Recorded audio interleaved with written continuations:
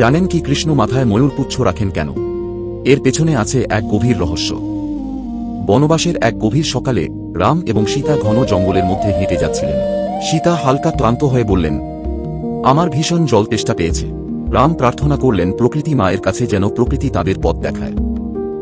হঠাৎ একটি উজ্জ্বল ময়ূর তাদের সামনে আবির্ভূত হল তাদের পথ দেখানোর জন্য। তার পালকের রং ঝকঝকে আলো ছড়াচ্ছিল। ময়ূর ধীরে ধীরে এগিয়ে চলে তার লেজের পালক এক এক করে ছিঁড়ে ফেলে। জঙ্গলের গভীরে তারা এগিয়ে চলল, মাটিতে ছড়ানো পালকগুলো অনুসরণ করে। অবশেষে তারা পৌঁছালেন এক স্বচ্ছ ঝর্ণার কাছে। রাম ও সীতা তৃষ্ণা নিবারণ করে বিশ্রাম নিলেন। হঠাৎ তাদের চোখ পড়ল ময়ূরের দিকে।